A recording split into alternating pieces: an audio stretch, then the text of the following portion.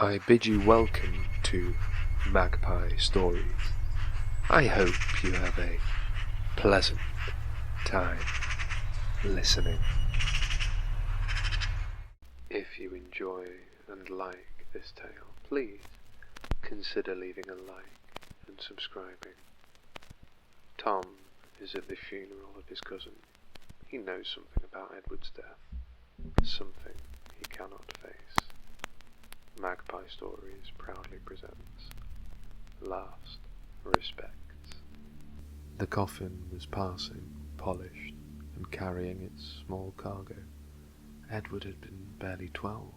The balloons were still semi-inflated at home, congratulating him in various dark colours. Wrinkling now, and forgotten. It was still a mystery what had exactly happened to him. Tom really felt out of place in the house of God, the stone walls echoing the sentiments of the father who did not really know the boy in the box, but intoned in various superlatives about who he was and what he was like. Relatives and friends shed tears, an ocean of sadness for one taken so young. Tom still felt increasingly uncomfortable. He imagined the body of the boy he once knew. He was struck with the thought of the inside of the wooden box. He was struck with the thought of the boy in the box not being dead, being alive and scratching at the inside of the lid, pounding with fists only he could hear. The rhythmic tapping of panic and frenetic activity grew louder in his mind as the box approached. The glints of candles reflected, and the warping faces of the mourners in the wood peering back, staring maniacally at Tom. The scratching was getting louder. People craned their necks to see the pallbearers, now a step behind the pew at which sat the young teen, looking as if they were staring at him. Predatory, accusing, and worst of all, silent. Tom had been there. Well, been the only one there at the end of the lifetime.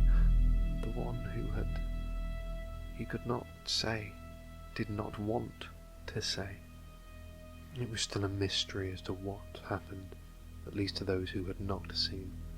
Tom began to feel panic rise, the guilty knowledge not leaving him for even a second's respite. Tom's heart pounded as adrenaline flooded his body. He remembered the last moments of Edward's life. The cold of fear flooded his being. It had only been a few days before. Was it longer? He was not entirely sure anymore.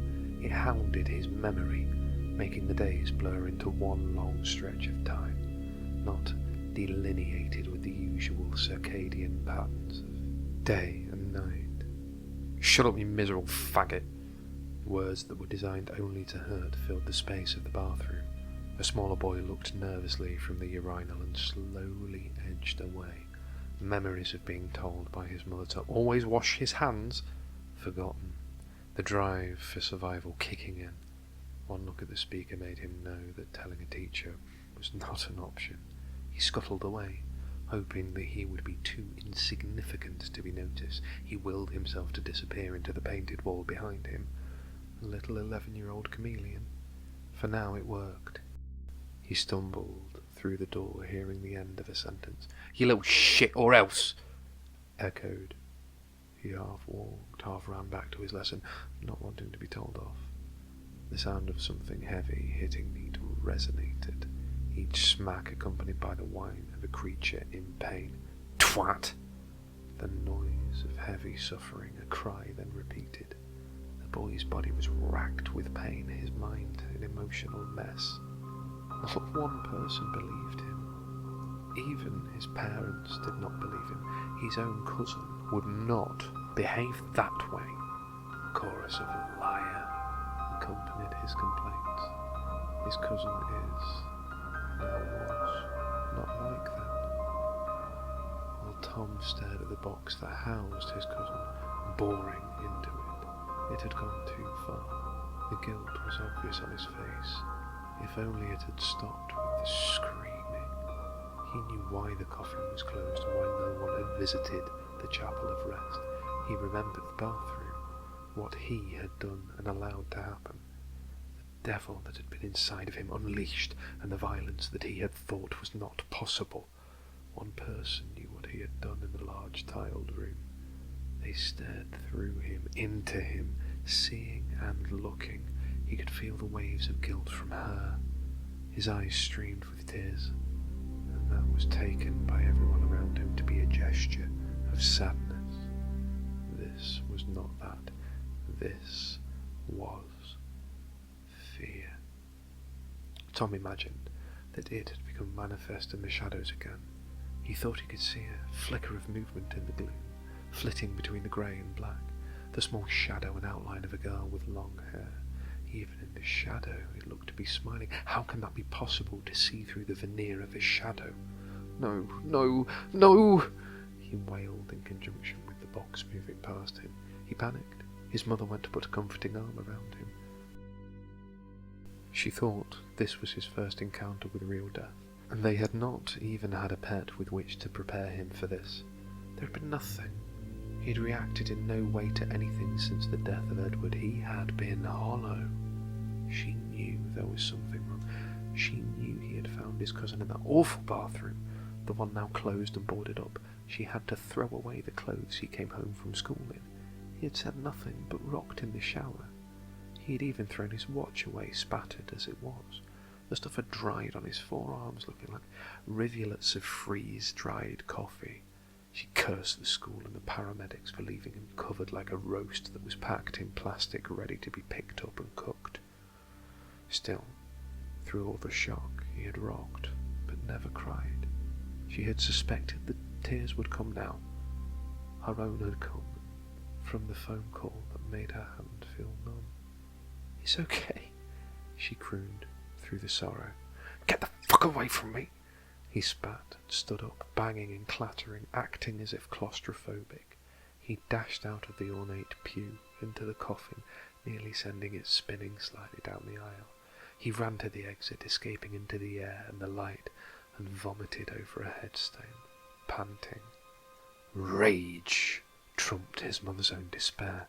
She did not know what to do, and looked haggardly at her sister and mouthed an unseen apology and prayed she would just melt through the floor.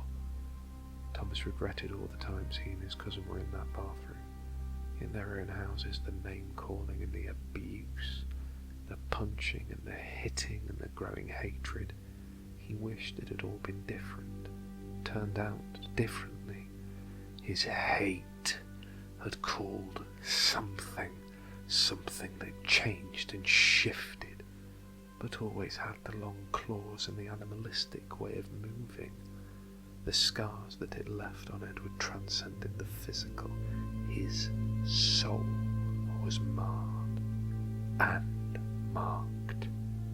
It had shredded his cousin, left him in tatters.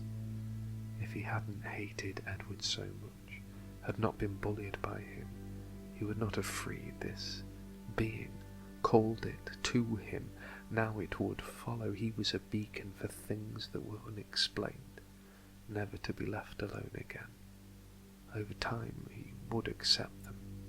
For now all he could do was whimper and wish to be somewhere else.